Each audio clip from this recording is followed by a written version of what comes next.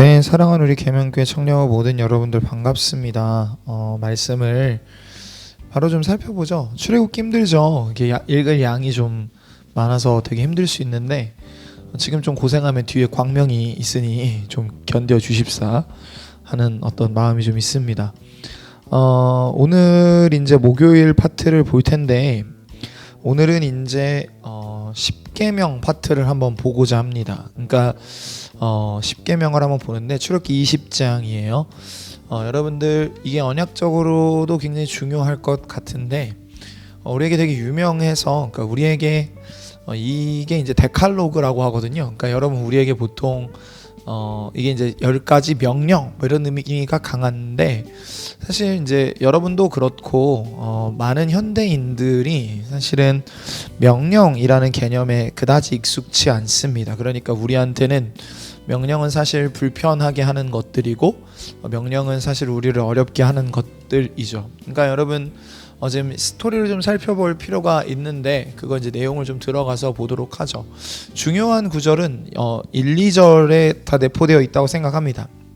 특별히 2절인데요. 하나님의 자기소개가 나옵니다. 나는 너를 애굽 땅 종되었던 집에서 인도하여 낸 하나님 내 하나님 여호와니라 이렇게 소개를 하십니다. 근데 여러분들 여기 보면 이제 그 하나님께서 자기소개를 크게 두 가지 파트로 하시는 것을 볼 수 있습니다. 하나는 너의 하나님 너의 하나님이라고 하는 역할, 그러니까 자기 역할을 규정하시는 거죠. 그러니까 역할을 규정하실 때 하나님께서 나는 너희에게 하나님의 역할을 할 것이다 라고 합니다. 여기서 이제 엘로힘이라는 단어가 사용됐을 텐데 엘로이카라고 해서 너의 하나님이라고 나옵니다. 네, 여러분 이 말은요 어떤 의미가 강하냐면 여러분 엘로힘이라고 하는 하나님이라고 우리가 성경에 흔히 번역하는 단어는 몇 가지 독특한 특징이 있습니다. 먼저는 복수 형태로 쓰여 있어요. 그러니까 단수 하나님인데 3인칭 단수의 하나님인데 형태는 복수 형태입니다. 그리고 두 번째 기억해 봐야 할 것은 뭐냐면 이게 보통의 뜻에서 신이라는 뜻으로 번역이 돼요. 그러니까 이게 되게 중요한데 그러니까 여러분 고대 근동에서 신의 역할은 무엇이었냐면 그러니까 이렇게 번역하면 이 가능한 거죠. 나는 너를 애굽 땅 종되었던 집에서 인도하여 낸 너의 신 여호와다 라는 게 됩니다. 그러니까 신의 역할을 하시는 거죠. 그러니까 신의 신인데 여러분 고대 근동에서 신이라는 존재가 했던 역할은 굉장히 명확합니다. 그게 뭐냐면 보호하고 지키고 그들과 함께하고 그런 역할을 하는 게 신의 역할이었어요.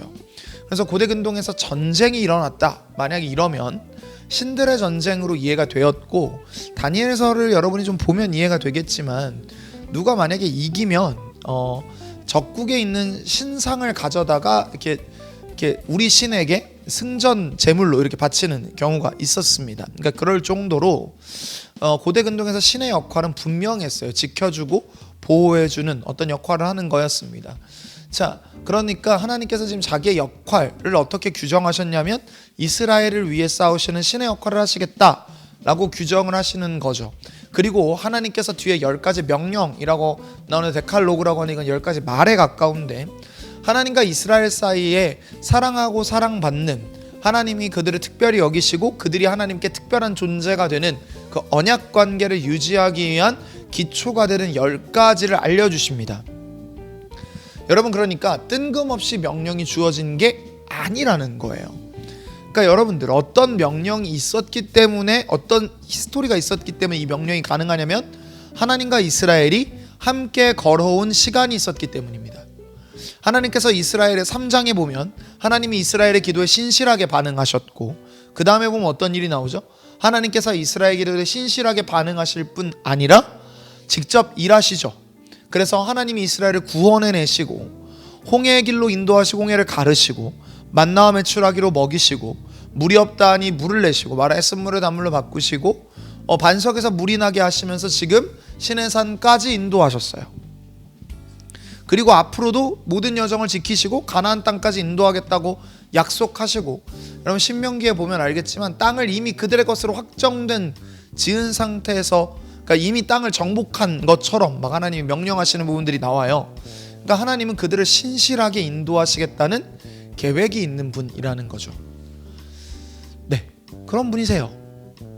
두 번째는 여러분, 여호와라고 하나님 소개하시는데, 이 신명의 개념을 복잡하게 소개하면 여러분이 이제 너무 힘들어질 것 같으니까 제가 리더들한테는 했는데, 여러분 그럼 힘들어질 수 있으니까 쉽게 표현하면 불변하심, 신실하심이라는 의미가 담겨 있고, 자존이라는, 그러니까 의존하지 않는 존재라는 게 담겨 있습니다. 그러니까 여러분, 보통 고대 근동의 다른 신들의 특징은 뭐냐면요, 귀족을 위한 신들이 많았어요. 그러니까 나를 위해서 제밥을 차려주고 나를 위해서 무언가 많은 걸 해줄 수 있는 신들이 존중받았었습니다. 그러니까 신은 그래서 귀족을 존중했어요. 그런데 하나님은 자존하세요. 그러니까 그들의 무언가 도움이 필요하지 않으세요. 그러니까 신은 왜 귀족들을 위했냐면 밥상을 차려줄 수 있었거든요. 부자들이니까. 그러니까 그것에 의존하는 게 거였다면, 하나님은 자기는 그런 존재가 아니라고 지금 말씀을 하시는 거죠. 나는 어떠한 것에 의존하고 있지 않아를 보여주시는 분이십니다. 두 번째는 불변하세요. 여러분, 이게 되게 중요한데, 하나님의 계획에는 변화가 없고 실수가 없고 흐트러짐이 없습니다. 이게 출애굽기를 읽어내려가는데 굉장히 중요합니다. 내일도 살펴보겠지만 하나님이 막 하나님의 뜻을 막 손바닥 뒤집듯이 뒤집는 것 같으신데 그게 아니라는 걸 기억할 필요가 있어요. 네, 그걸 기억하고 본문을 읽어내려갈 필요가 있습니다. 그러니까 여러분들, 하나님은 불변하십니다. 하나님은 신실하시고 하나님은 자기가 세우신 계획을 철저하게 이루어 가시는 하나님이세요. 그러니까요 여러분, 이 두 가지가 우리에게도 동일하게 적용되는 게 필요합니다. 하나님이 우리를 예수 그리스도의 은혜 안에서 건져내셨고, 우리를 통해서 완성될 하나님 나라를 이루어 가겠다라는 계획 속에 우리를 사명자로 부르셨어요. 그럼 여러분, 우리가 할 건 뭐냐면 하나님께서 원하시는 순종으로 나아가는 겁니다.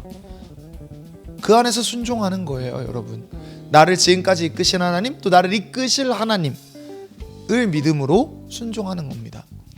여러분, 그러기에 오늘 하루도 여러분에게 순종하는 은혜의 역사가 충만하게 되기를 주님의 이름으로 축복합니다. 기도할까요? 하나님, 우리를 그리스도의 은혜 안에서 여기까지 인도하신 주님의 사랑에 반응하는 순종이 오늘 우리를 채울 수 있기를 간절히 소망합니다. 아버지, 인도하시고 우리를 죄로부터 멀어지게 하시고 넘어진 삶이 있다면 다시 일어나 돌이키는 은혜 역사가 있도록 도우시고 인도하소서. 아버지께서 그렇게 우리를 이끌어 가실 것을 믿고 감사드리며 예수님의 이름으로 기도했습니다. 아멘.